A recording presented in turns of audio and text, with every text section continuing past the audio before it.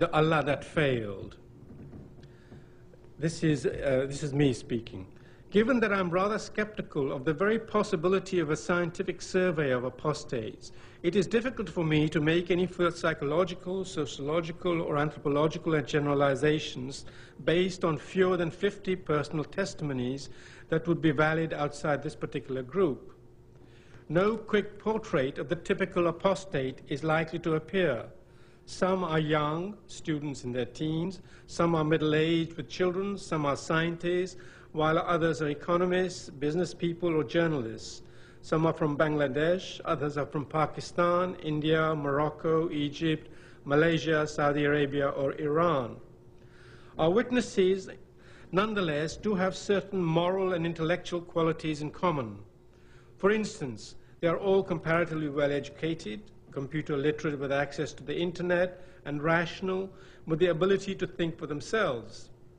However, what is most striking is their fearlessness, their moral courage, and their moral commitment to telling the truth. They all face social ostracism, the loss of friends and family, a deep inner spiritual anguish and loneliness, and occasionally the death penalty if discovered.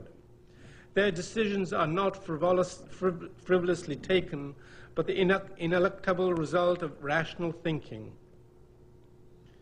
I had once thought of calling this whole anthology The Allah That Failed, as a homage to the famous testimonies of former communists collected together in The God That Failed. There are very useful analogies to be drawn between communism and Islam, as Maxime Rodinson and Bertrand Russell have pointed out, between the mindset of the communists of the 1930s and the Islamists of the 1990s and the 21st century. As Russell said, quote, among religions, Bolshevism, that's to say communism, is to be reckoned with Mohammedanism rather than Christianity and Buddhism. Christianity and Buddhism are primarily personal religions with mystical doctrines and a love of contemplation. Mohammedanism and Bolshevism are practical, social, unspiritual, concerned to win the empire of this world, end of quote.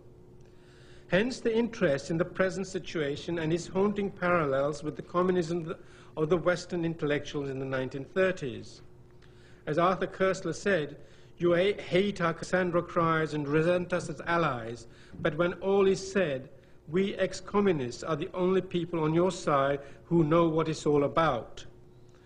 And Richard Crossman wrote in his introduction to The God That Failed, Silone, that's Ignazio Silone, an ex-communist, was joking when he said to Togliatti that the final battle would be between the communists and the ex-communists. But no one who has not wrestled with communism as a philosophy and communists as political opponents can really understand the values of Western democracy. The devil once lived in heaven, and those who have not met him are unlikely to recognize an angel when they see one. End of quote. Communism has been defeated, and at least for the moment, Islamism has not. And unless a reformed, tolerant, liberal kind of Islam emerges soon, perhaps the final battle will be between Islam and Western democracy. And these former Muslims, to echo Koestler's words, on the side of Western democracy are the only ones who know what it's all about, and we would well to listen to their Cassandra cries.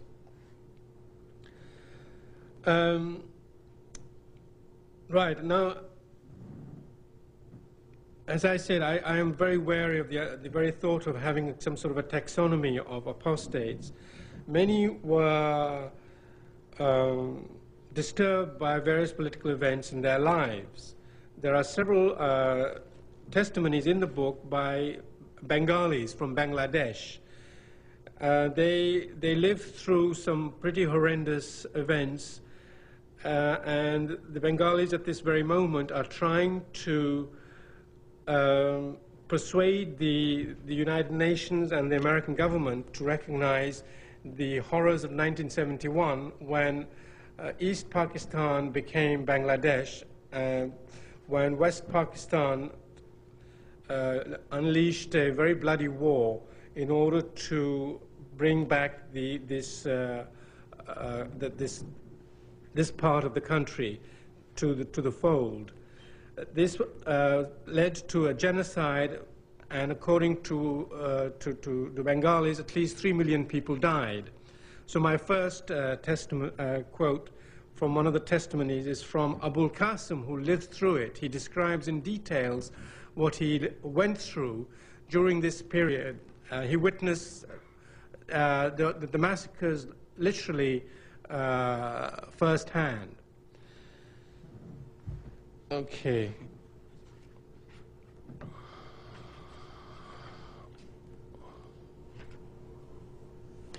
This is Abul Qasim's testimony. It took me almost 40 years to evaluate my belief in Islam and to come to a definite conclusion about its role in my life.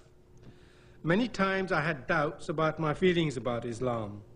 Many of my Muslim friends told me that Islam is not what we see in the Pakistani army, Iran, Afghanistan, or Sudan.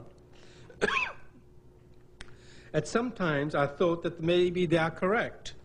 Maybe everything is fine with Islam. I thought that I could be mistaken. 1 billion followers can't be wrong. So I took Islam very seriously and started to read and comprehend the life force of Islam, that is the Quran and the Hadith. I read the Quran several times. This time the study of the Quran was not to memorize or to use it for prayer purposes. I read each and every verse in the Quran with its translation and explanation from a few sources, Mamadou Picto, Yusuf Ali, and Maududi. I studied the Quran like I studied mathematics, physics, and chemistry. I analyzed the Quran as if I was doing PhD research on mathematical modeling of a scientific system. This time I found out the deepest secrets of the Quran. The secret is that the Quran can never be the words of Allah or God. It is the monologue of a narcissistic person to catch all the attention of the world at any cost.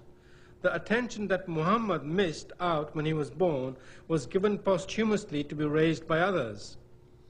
The more I read and try to understand the Quran, the more disgusting it looks.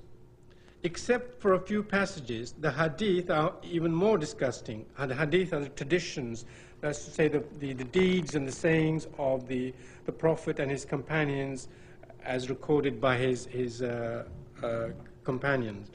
It is absolutely impossible for a person with the slightest conscience to reconcile with the innumerable verses in the Quran that preaches violence, cruelty, murder, rape, plunder, inhumanity, violations of basic human rights, and degradation of women. The Quran is absolutely against everything in humanity we consider civilized. We can probably forgive the inaccuracies, inconsistencies, and scientific blunders in the Quran, but can we forgive the Quran when we see what is being done to humanity in Islamic paradises like Iran, Afghanistan, and Sudan? In these countries, we see the Quran in action. This is the real Quran. This is the real Islam in practice.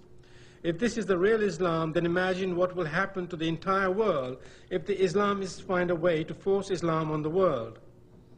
Islamists often quote, "There is no compulsion in religion," that's verse 256 of Surah 2, to fool people.